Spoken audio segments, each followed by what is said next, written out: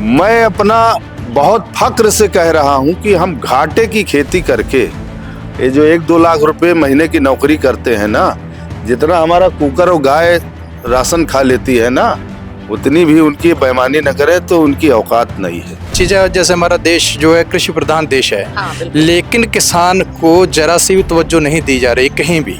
अरे इस धरती का सीना फाड़ के ईमानदारी से एक दाना बोते हैं और 100 दाना पैदा करते हैं। आज आप जैसे पत्रकार हमारे लोगों के बीच में आए तो हम लोगों ने भी कहने में झिझके नहीं। उनकी ये सत्ता आई क्यों? मोदी और योगी सरकार आई क्यों? उसके असली दोषी तो सपा और बसपा के लोग हैं। क्यों आज देश का किसान जो कभी खुशहाल माना जाता था, आज वो खून के आंसू रो रहा है।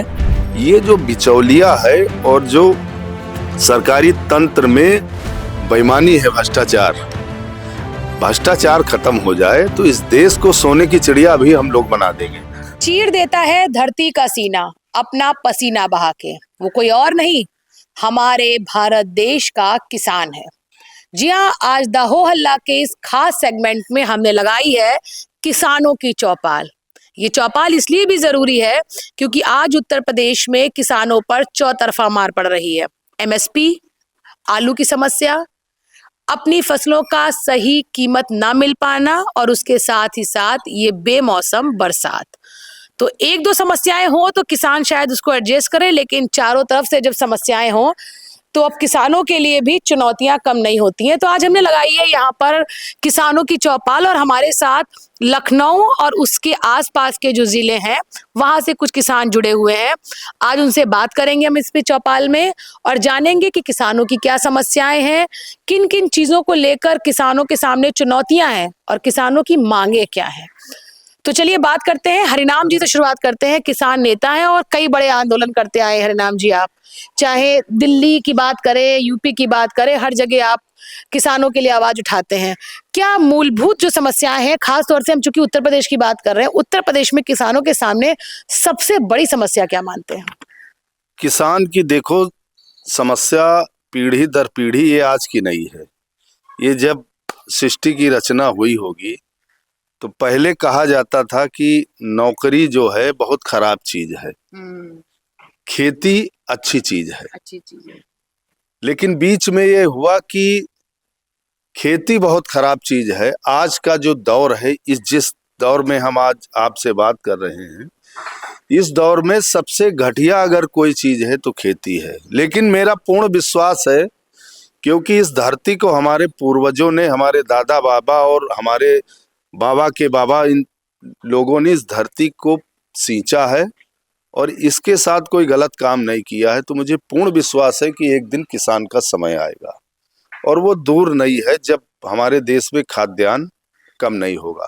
हरित क्रांति के बाद देश में अनाज पैदा हुआ, इतना पैदा हुआ कि आज एक्सेज है। आलू का आप देख लो, आलू सड़कों पे फेंका जाएगा। आलू चूंकि आज की डेट में ईरान और उसकी अमेरिका की जो लड़ाई है, उसमें जो हमारे कुछ मंडलों से आलू बाहर को जाता था खाड़ी देशों में, वो नहीं जा रहा है। बेमौसम बरसात देख लो। धान का किसान को इस बार जो रेट है, जो सरकार द्वारा न्यूनतम समर्थन मूल्य घोषित किया जाता है, वो रेट नहीं मिला। और गेहूं वर्तमान में देखा होगा कि बेमौसम बरसात हो रही है। हमारे आज ये किसान साथी हैं, ये तमाम लोग आज पीलीभीत, शाहजहांपुर और लखीमपुर के लोग मिलने आए हैं। ये कहने आए हैं कि क्रय केंद्र शुरू हो गए हैं गेहूं खरीदारी के। कहीं बोरी नहीं है तो कहीं छत नहीं है, कहीं पंखा नहीं है। और लगातार सरकार के जो विभाग, खाद्यान्न के जो लोग अधिकारी हैं, उनको लगातार हम मैसेज कर रहे हैं, फोन कर रहे हैं, बता रहे हैं। और मैं आज की एक बात बता दूं, एक खाद्यान्न के बड़े अधिकारी हैं, उनको मैंने फोन किया तो मैं मिल के उनको कुछ बताना चाह रहा था कि कहाँ कहाँ क्या दिक्कत आती है। वो मिलना भी मुझसे पसंद नहीं किए। हो सकता है हरनाम सिंह, लेकिन मैं अपना बहुत फक्र से कह रहा हूं कि हम घाटे की खेती करके ये जो 1-2 लाख रुपए महीने की नौकरी करते हैं ना, जितना हमारा कुकर और गाय राशन खा लेती है ना, उतनी भी उनकी बेईमानी न करे तो उनकी औकात नहीं है। 2 लाख रुपए महीने वाले को तो हम अपने यहाँ नौकर रख लेंगे, चाहे ट्रैक्टर चला ले, चाहे गाड़ी चला ले, चाहे गाय खिला ले, कुछ कर ले। ये देखिए, ये बात तो सच है कि खेती में मुनाफा तो है, लेकिन क्या मुनाफा किसानों तक पहुंच रहा है, ये एक बड़ा सवाल है। और चाय भी हम लोग को साथ में मिली है। चाय के साथ जो प्रधानमंत्री जी कहते हैं कि चाय पे चर्चा, तो आज द होल्ला में भी चाय पे चर्चा है, लेकिन किसानों के साथ ही चर्चा है। और क्या चीजें निकल के आती है इस चर्चा में, जो हम सवाल आपसे कर रहे थे, क्या लगता है आपको कि जैसे जिलों में जो इस समय समस्याएं आ रही हैं, आप कहाँ से आए पहले बताएं। हम जिला शाहजहानपुर से आए हैं जी। अच्छा। हम एकदम हरनाम वर्मा जी के पास लखनऊ मिलने आए हैं कि अपने पहले हमारे आलू की फसल में हम लोग को कुछ नहीं मिला, अपनी समस्या लेके आए हुए हैं जी। अब आगे गेहूं पैदा हुए हैं, जो पैदा हुए कट गए हैं, वो क्रय केंद्र में बिक नहीं रहे हैं, वहाँ बारदाना वगैरह नहीं मिल रहा बता रहे हैं, और कुछ भी नहीं मिल रहा। और दूसरा, आज हमारे यहाँ आने के बाद में ओलावृष्टि इतनी हुई है कि जो गेहूँ बचे वो भी नाश हो गए, और जो मक्का की फसल है, वो हम मक्का गेहूँ आलू वाले में मक्का करे हुए हैं, वो भी उसके आज पेड़ बेकार हो चुके हैं। अच्छा, अमूमन जैसे हर सीजन की अपनी फसल होती है, आप लोग उसी तरह से करते होंगे अपनी खेतों में, लेकिन अब जो ये इस समय जो बिन मौसम बरसात जो हो रही है, उससे कितना नुकसान हुआ है किसानों को? जी, उससे तो बहुत ही नुकसान हुआ है। गेहूं जो है इस टाइम कटने को रह गया है, तो उसका तो दाना सब सड़ चुका है, और जो उसका नरई है वो किसी जानवर लायक भी नहीं रह गई है। वो तो खेत में जब उसको जोत दें उसी में, और जलानी तो है नहीं, उसी में उसको जोत देंगे, वही रह जाएगी, बस किसी काम की नहीं फसल रह गई। अच्छा, अमूमन हम लोग कई बार खबरें करते हैं, कई अलग अलग जिलों से खबरें आती हैं कि किसानों ने अपनी खेत की पूरी फसल जला दी, आलूओं को सड़कों पर फेंक दिया। उसके पीछे क्या कारण रहता है, ये भी हम जानेंगे। आप कहाँ से आए हैं? हम जी बंडा पोया से हैं। अच्छा, ये बताइए कि अभी जो मैं सवाल कर रही थी कि अक्सर ये देखा जाता है किसान पूरी फसल जला देता है अपनी खेत की, आलूओं को सड़कों पर फेंक देता है, क्यों ऐसा क्यों करते हैं? दरअसल क्या है कि जब हमें फसल का रेट पूरा नहीं मिलता है, तो अगर हम उसमें लेबर लगाते हैं फसल को निकालने के लिए, मान लीजिए आलू की खुदाई करवाना है, तो उसकी इतनी मंदी हो गई है कि उसकी लेबर भी नहीं पूरी हो रही, तो फिर आदमी मजबूरी के मारे खेत में जोत देता है। क्यों लेबर भरे का नहीं होगा, वो हमें रेट नहीं मिल रहा है। मेन चीज़ है, जैसे हमारा देश जो है कृषि प्रधान देश है, लेकिन किसान को जरा सी भी तवज्जो नहीं दी जा रही कहीं भी। हर महकमा है उसे तवज्जो दी जा रही है, उसे ऊपर उठाया जा रहा है, लेकिन किसान की तरफ कोई ध्यान नहीं दे रहा है। और इसलिए तो अन्नदाता जो है पूरे देश का पेट भरने वाला भूखा सोता है, आत्महत्या करता है। आत्महत्या करने का ये कोई छोटा मोटा रीजन नहीं होगा, बिल्कुल उसकी मजबूरियां होगी, उसके बच्चे हैं, परिवार है। और अभी गेहूं कटना था, गेहूं बर्बाद हो गया है, मक्के की फसल बर्बाद हो गई है, और मेरे ख्याल से 2 दिन के बाद बैंकों वाले हमारे सिर पे खड़े हो जाएंगे आके। हम लोग ना तो बैंक भर पाएंगे, बिजली विभाग वाले हमारे सिर पे खड़े हो जाएंगे, कहीं पे हमें राहत नहीं मिलेगी।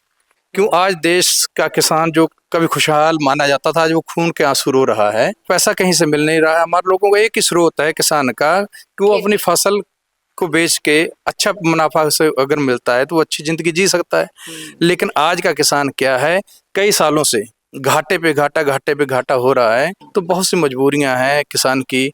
और आज हम लोग यही चाह रहे हैं कि कम से कम हम लोगों को न्यूनतम जो रेट है फसल का वो निर्धारित कर दिया जाए, हमें पता लगे कि हमारी फसल है ये, और आज जो नुकसान हुआ है फसल का, इसका कोई ना कोई मुआवजा जो है किसान तक पहुंचना चाहिए, ना कि बिचौलियों तक रह जाए बात। हाँ, ये एक बहुत अच्छी बात कही कि बिचौलिए जो जब किसान से मंडी तक जो फसल जानी होती है, वो मंडी तक किसान डायरेक्ट नेगोशिएशन नहीं होता है, बिचौलियों का भी बहुत बड़ा योगदान रहता है। हरनाम जी, थोड़ा सा ये बिचौलियों का क्या गेम है, थोड़ा ये बताएं। बिचौलिया ही तो नहीं हट पा रहे हैं। बिचौलिया शायद अगर हट गए होते तो किसान को उसका रेट मिल जाता है। समस्या ये है कि वो कौन है सरकार खरीद और किसान के बीच में, वो कौन व्यक्ति है। हम यही मांग पिछले 38 साल से, समाज सेवा हमको किसान की सेवा करते हो गए, 38 साल से उस आदमी को खोज रहे हैं। अधिकारियों को हम बताते हैं, सरकारों को बताते हैं, वो आदमी नहीं बताते हैं। मैं आज आपको बताऊं, हमें अगर हमारी फसल का दाम मिल जाए, ये बिजली के 50 रुपया यूनिट कर दें, हमको कोई दिक्कत नहीं। 1967 को आधार साल मान के फसलों के दाम दे दें। जैसे जैसे चीजों के रेट बढ़े हैं, हम अगर साबूदाना लेने जाते हैं तो उसको मिलेगा, उसके माचिस की डिब्बी ले जाते हैं तो लाला के रेट में मिलेगा। हम गेहूं बेचने जाते हैं, जिनको हम चुन के सत्ता में भेजते हैं, उतने भी पैसे हमको नहीं मिल रहे हैं। तो हमारी गरीबी दूर कैसे होगी? और मैं ऐसे नहीं कह रहा हूं हम जिसको कहो उसको रख लेंगे। अरे इस धरती का सीना फाड़ के ईमानदारी से एक दाना बोते हैं और 100 दाना पैदा करते हैं। एक दाना बोने वाला आदमी, उसके बाबा मर गए आधी धोती लंगोटी पहन के, हमारे पिताजी मर गए, हम मर रहे, हमारा बेटा ऐसे रह गया, हमारा पोता खेती करने को तैयार नहीं। सपा सरकार हो बसपा सरकार में हम आपको बता दें, यहाँ से एक फ्लाइट जाती थी, इसी लखनऊ के लेखपाल जो है नेपाल उड़ के घूमने जाते थे, यहाँ से एक फ्लाइट सहारा की जाती थी। मतलब एक दाना बोके 100-250 पैदा करने वाला, उसकी अंडरवियर कुर्ता फटा हुआ, और जिसकी 70-50 हजार रुपए तनख्वाह है मास्टर साहब की, उनका चेहरा देख लो एकदम लाला बाबू। ये जो बिचौलिया है और जो सरकारी तंत्र में बेईमानी है, भ्रष्टाचार खत्म हो जाए तो इस देश को सोने की चिड़िया भी हम लोग बना देंगे। हम कोई गलत ना काम कर रहे, ना इस देश का किसान कर रहा, लेकिन बब वही बिचौलिया, हम उसी में मरे जा रहे हैं। बिल्कुल, देखिए बिचौलियों की एक बड़ी समस्या है। इसके साथ साथ अभी बताया कि फसलों का सही उनको दाम नहीं मिल रहा है जब उसको बाज़ारों में, मंडियों में लेके जाते हैं। इसके अलावा एक सबसे बड़ी समस्या ये भी है कि एमएसपी को लेकर लगातार ये किसानों की तरफ से मांग उठाई जा रही है कि एमएसपी निर्धारित की जाए, लेकिन अब तक सरकार की तरफ से कोई ठोस कदम इस पर नहीं उठाया गया है। और भी कुछ किसान हैं, उनसे ही बात करें। ये बताइए आप कि क्या लगता है कि अब सरकार किसानों के लिए कुछ बड़े कदम उठाए? हालांकि किसान लगातार विरोध करते रहे हैं, प्रदर्शन भी आप लोग की तरफ से बड़े किए जाते हैं, लेकिन सरकार के जो काम है उनसे किसान संतुष्ट हैं? सरकार के जो काम है, जो अखबारों में आता है, वो तो अच्छा लगता है कि सरकार ने ये दिया वो दिया। हमारे यहाँ के जिला शाहजहाँपुर के अरुण सागर जो इस टाइम हमारे सांसद हैं, उन्होंने भी बात ये उठाई थी कि जो इतना घोटाला हुआ धान क्रय केंद्रों पर, इसकी जांच होनी चाहिए। उसकी जांच पता नहीं कहाँ अटकी पड़ी है। हम तो आम आदमी हैं, अगर किसानों का गेहूं धीरे धीरे जैसे किसान काट के लाता था वैसे वैसे बिकता चला जाता, आज सारा किसान इकट्ठा हो गया और गेहूं नहीं तोल पा रहा, और बिचौलिया ही लेंगे जब उसके घर में रखने को जगह नहीं है गेहूं, और किसान को मजबूरी में बिचौलियों को बेचनी पड़ेगी, और कागज भी हमारा होगा, अंगूठा भी हमारा होगा, लेकिन हमें उनसे बात करके पैसा भी उनको वापस देने पड़ेंगे। तो ये है किसान का। अच्छा, वजह क्या रहती है कि किसानों को अपनी फसलों को, अपने अनाज को सस्ते दामों पे बेचना पड़ता है? आप ही लोग आरोप भी लगाते हैं कि हमने सस्ते दाम पे बेचा और फिर उसको महंगे दाम पर आगे बढ़ा दिया गया। तो क्या मजबूरी क्या रहती है आप लोग को इतने सस्ते दाम पर बेचने की? क्या करें मैडम, जब किसानों के पास पैसा नहीं होता है तो वो मजबूरी में सस्ते बेचता है। अगर उसके पास पैसा हो तो वो तेज नहीं बेचे, इसीलिए तो माफिया बनते हैं। जिनके पास 1 बीघा जमीन नहीं है उसके 10 एकड़ के कागज बन के लग जाते हैं और किसानों का कुछ नहीं मिलता है। वो 1800 या 2000 रुपये में मिलते हैं, वो भी 1 महीने बाद मिलते हैं, 2 महीने बाद मिलते हैं। क्या आपको क्या लगता है इसके पीछे क्या कारण होगा? इसके पीछे अधिकारियों का रला मिला काम चलता है, सरकार तक तो बात पहुंच ही नहीं पाती। आज आप जैसे पत्रकार हमारे लोगों के बीच में आए तो हम लोगों ने भी कहने में झिझके नहीं कि बिचौलियों को सरकार ही हटा सकती है। अगर सरकार ऊपर से डंडा कायम रखेगी तो ये बिचौलिया सब गायब हो जाएंगे, लेकिन आज टाइम खुली छूट उन्हीं लोगों को दे रखी है जिनके ऊपर किसी का हाथ है। अच्छा, अब चूंकि उत्तर प्रदेश के चुनाव आने वाले हैं और चुनाव के समय ये कहा जाता है कि सरकार पूरे साल तो नजर नहीं आती, लेकिन चुनाव के समय जरूर नजर आती है, तो क्या ये किसानों के भी ऐसे आरोप हैं कि अब सरकार आएगी आपके पास वोट मांगने के लिए, तब आपके पास भी सवाल होंगे, आप भी कुछ उनसे पूछ सकते हैं? क्या लगता है आपको? नहीं, सरकार को पता है कि ये एक प्रक्रिया है। जैसे हम खाना खाएंगे तो सुबह दिशा शौच के लिए जाएंगे, वैसे चुनाव भी एक प्रक्रिया है। अब चुनाव होते कहाँ हैं? चुनाव तो मर्जी से सब हो जाता है, सब नोटा है। हम आप जो लोग हैं उसका बटन भी नहीं दबाते हैं। है क्या हो रहा है, जब चुनाव ही हिंदू मुसलमान पे हो रहे हैं, समस्या अभी नहीं है, समस्या धीरे धीरे आने वाली है।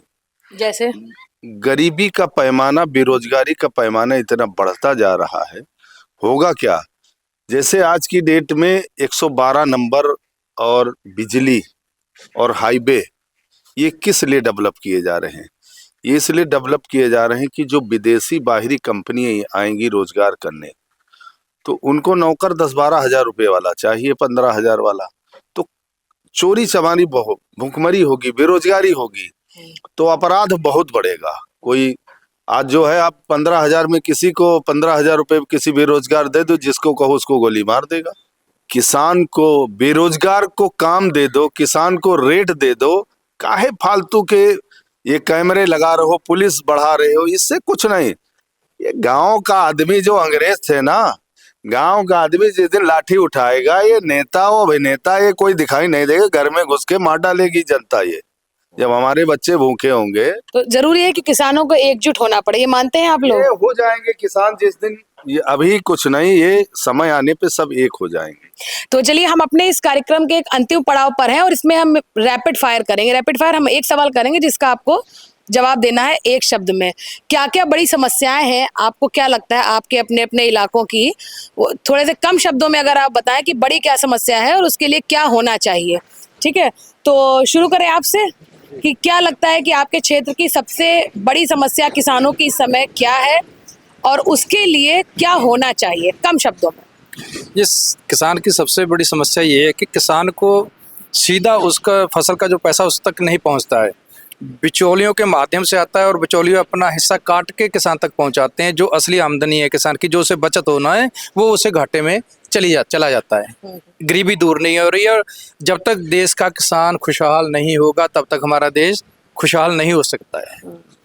बिल्कुल, किसानों का जो गरीबी किसानों की जब तक दूर नहीं होती तब तक हमारा देश जो है आगे नहीं बढ़ सकता। आप बताइए, क्या लगता है आपको, क्या जरूरी समस्या है सबसे बड़ी किसानों की? समस्या यही है कि मतलब जो किसान को रेट मिलना चाहिए वो रेट नहीं मिल रहा, कोई फसल का सही रेट मिल जाए तो किसान की कोई समस्या ही नहीं रहेगी। फसल का सही रेट मिलना बहुत जरूरी है, अगर वो मिल जाए तो शायद वो समस्या नहीं। आपको क्या लगता है? हमें तो ये लगता है कि काश्तकार की फसल पकते देखते बिचौलिए पहले ही तैयार हो जाते हैं। वो पहले नजर तो गड़ा वो देते पहले नजर गड़ा लेते हैं कि इसकी फसल में 400 रुपये हमें कैसे मिले। हैं। आपको क्या लगता है?